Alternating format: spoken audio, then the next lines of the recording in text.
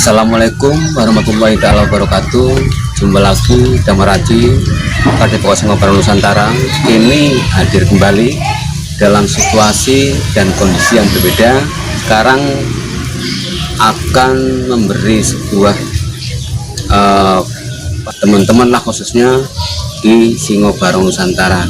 Oke, jangan lupa subscribe, like, dan langkah loncengnya. Terima kasih. Saya memberi kesempatan sama teman-teman semua untuk bertanya jawab soal Al-Quran dan lain-lain, untuk mengetahui apa isi Al-Quran dan apa makna yang terkandung di dalam Al-Quran. Teman-teman untuk bertanya agar lebih tahu wawasan apa itu Al-Quran. Ini ada yang nanya, pemirsa, lihat ini teman kita tanya agak cerdas, ini mau nanya apa kira-kira ya? Enggak, ini saya tanya karena merasa awam, belum baik untuk agama, makanya saya tanyakan. Ini berkaitan dengan surat Al-Fatihah. Iya. Kaitannya, kenapa surat Al-Fatihah ini kok ditaruh di dalam Al-Quran itu pada yang pertama kali dan sebagai salah satu syarat untuk bacaan sholat? Apakah makna dan keunggulan dari surat Al-Fatihah tersebut? Terima kasih mohon penjelasannya. Oke, gini, terima kasih.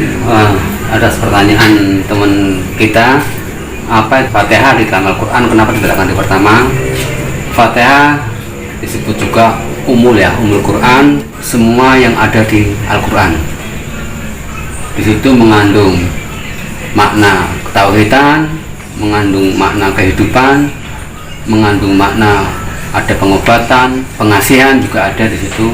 Makanya di situ ada namanya Al-Fatihah, dan itu diwajibkan setiap sholat ya. Sholat itu harus wajib membaca Al-Fatihah. Kalau kurang jelas, silakan bertanya. Apakah itu berarti juga tanda syukur kita sebagai makhluk yang diciptakan yang sempurna? Karena di sini di pertama ayatnya kan ada alhamdulillahirabbil alamin, itu kan merupakan ya, bahasa awamnya kan kita bersyukur dan bersyukur. Segala puji itu milik Allah, segala makna, segala nama itu kita kembalikan ke Allah, karena zat yang paling sempurna di atas segalanya. Ini semua maju ke depan, semua kelihatan itu. Pemirsa Singo Barong, pemirsa, ternyata mantap pemirsa. Kira-kira mau nanya apa pemirsa? Saya sangat senang dan bangga sekali punya teman yang mau bertanya seperti teman kita. Pemirsa, kita tunggu pertanyaan apa yang akan diberikan kepada saya. Ini mau nanya Pak, kalau waktu sholat membaca Al-Fatihah bacanya harus lambat, dan di pertengahan An-Amta harus lebih lambat lagi. Pertanyaan, kenapa bacaan Al-Fatihah ketika dibaca di dalam sholat harus lambat, dan ketika membaca An-Amta lebih diperlambat lagi? Sebenarnya gini pemirsa, dalam Al-Quran sendiri kita harus mengetahui duduk tajwidnya agar kita mengetahui bacaan yang tepat dan yang benar. Untuk sholat sendiri kita lebih baik itu membaca, telinga kita mendengarkan, setidaknya itu.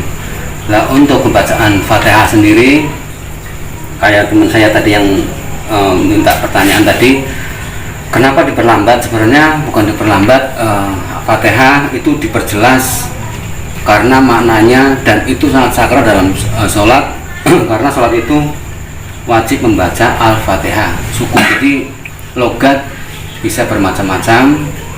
Untuk Fatihah sendiri memang diwajibkan itu, agar kita itu maknanya atau tajwidnya lebih mengena. Oke, gimana jawabannya? Oh ya, sudah. Ada yang nanya lagi? saya kembalikan lagi sama teman-teman. Kira-kira siapa yang mau bertanya, silahkan. Saya berikan waktu dan tempatnya. Oke.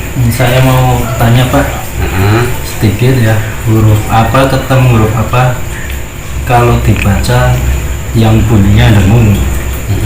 Terima kasih. Di dalam itu berarti kan kita belajar tata bahasa dan bagaimana dulu Al-Quran itu nggak ada dulu gundul ya. Setelah perubahan zaman terus berangsur-angsur akhirnya ada namanya tajwid untuk biar lebih mengena bacaan. Dengung biasanya kan itu namanya idgham biguna, ada isa wa tawallahum adzabun alim, karena hatamallahu telah dikunci mati ala qulubihim ati. Nah ini ada artinya di situ, wala samihim pendengaran. Nah terus ini maknanya banyak.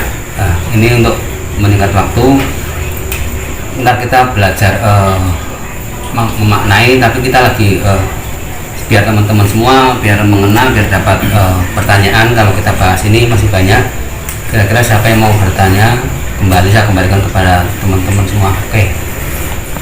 Tapi Pak, ini kan kita ngaji baru sekedar ngaji-ngajian. Alhamdulillah ada Pak Ali yang mau membantu teman-teman kita untuk meningkatkan ilmu masalah baca Al-Qurannya. Karena kita ngaji hanya sekedar dari sekolah Arab dulu, katanya sekolah Arab kan kayak gitu. Mungkin nanti di sini Pak Ali bisa memprogram untuk masalah ngaji tentang kita Al-Quran secara arti, mungkin bisa diarahkan, mungkin bisa untuk lain waktu bisa diarahkan, bisa dijadwal begitu Pak Ali. Terima kasih.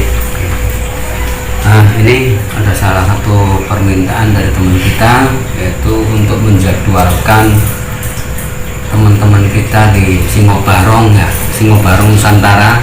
Ini ada permintaan harus dijadwal, katanya kapan kira-kira waktunya yang tepat, yang teman-teman semua logo bahasa Jawanya lah, kalau bahasa Dananya waktunya ada. Ya kita rembuk bareng-bareng, keputusan saya kembalikan kepada teman-teman yang punya hajat. Oke, terima kasih. Mungkin begitu penjelasannya, bisa sekalian ditutup aja untuk Pak Ali, jangan sekalian kasih soal. Oke, teman-teman, terima kasih atas waktunya yang diberikan kepada saya. Alhamdulillah dengan adanya gini ada pertambahan ilmu dari kita bareng-bareng. Tidak ada guru, tidak ada murid, semuanya sama untuk mencari pengetahuan dan menambah. Sekali bacaan dalam Al-Quran itu dapat pahala, apalagi banyak, saking banyak pahala. Karena itu ngajilah terus, carilah ilmu terus, apapun bentuknya, yang penting positif. Kiranya cukup sekian dari saya, Damar Haji pada Singobarong Nusantara. Semoga tetap jaya, maju terus. Jangan lupa subscribe dan nyalakan loncengnya. Assalamualaikum warahmatullahi wabarakatuh. Kita doa bareng-bareng. Al-Fatihah. A'udzubillahi minasyaitonir rajim. Bismillahirrahmanirrahim. Alhamdulillah.